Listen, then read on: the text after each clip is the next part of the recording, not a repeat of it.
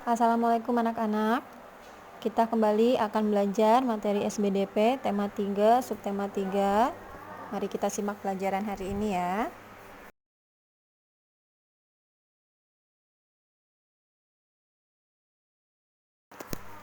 Yang pertama yaitu tentang batik sebagai karya seni rupa daerah. Nah, karya seni rupa daerah ini adalah merupakan suatu bentuk kesenian yang tumbuh dan juga berkembang di suatu daerah di Indonesia. Nah, berbagai bentuk kesenian Nusantara yang ada sekarang ini itu merupakan budaya masyarakat yang sesuai dengan adat istiadat serta kondisi lingkungan di wilayahnya masing-masing. Nah, salah satu contoh karya seni rupa daerah itu adalah batik. Nah, batik ini adalah kain bergambar yang dibuat khusus dengan menggunakan malam namanya. Nah, malam ini adalah sejenis lilin khusus ya, dan pengolahannya diproses dengan cara tertentu sesuai dengan ciri khas di daerah masing-masing. Jadi hampir di setiap daerah itu memiliki batik dengan ciri khasnya sendiri. Batik ini biasanya dibuat dengan menggunakan alat yang disebutnya canting. Nah, canting ini adalah kuas khusus yang diisi dengan malam tadi ya, yang sejenis lilin khusus tadi. Malamnya berbentuk cair untuk digunakan di atas kain. Nah, batik yang dibuat menggunakan canting inilah yang disebut dengan batik tulis. Selanjutnya adalah ciri-ciri karya seni batik. Nah, karya seni batik ini dapat dibedakan menjadi batik tradisional dan juga ada batik modern. Nah, setiap jenis batik tersebut itu memiliki cirinya masing-masing. Yang pertama, ciri-ciri batik tradisional. Itu yang pertama yaitu adalah coraknya memiliki makna yang simbolik biasanya. Kemudian umumnya dia bermotif ular, kemudian pagoda, geometris, serta misalnya gambar barong. Nah, kemudian untuk warnanya dia cenderung menggunakan warna-warna yang gelap seperti hitam, kemudian coklat kehitaman ataupun juga putih.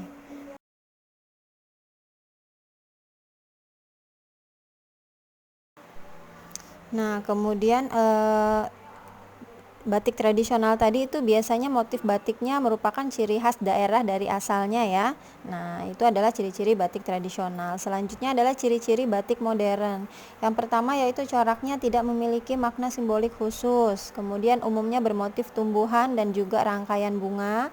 Kemudian warnanya cenderung bebas seperti biru, merah ataupun ungu. Kemudian motif batiknya bukan merupakan ciri dari daerah asal pembuatannya. Nah, kemudian dalam pembuatannya, batik ini memiliki beberapa teknik yang dapat digunakan, antara lain sebagai berikut, yaitu ada namanya teknik tulis. Nah, teknik tulis ini adalah teknik membuat batik dengan kain yang dihias dan dengan tekstur dan corak batik itu yang menggunakan tangan. Jadi tekniknya dihias dengan menggunakan tangan ya. Pembuatan batik jenis ini biasanya memakan waktu kurang lebih 2-3 bulan. Kemudian ada teknik dengan teknik cap. Nah, ini adalah teknik menghias kain dengan tekstur dan juga corak batik itu yang dibentuk dengan cap. Nah, biasanya capnya ini terbuat dari tembaga. Kemudian proses pembuatan batik jenis ini biasanya membutuhkan waktu kurang lebih 2-3 hari. Nah, ini jadi prosesnya lebih cepat ya dibanding dengan proses yang menggunakan tangan tadi atau teknik tulis tadi.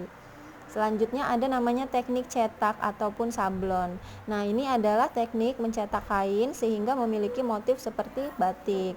Nah, proses pembuatan batik ini tidak menggunakan teknik-teknik batik ya, tetapi menggunakan alat cetak ataupun disablon langsung.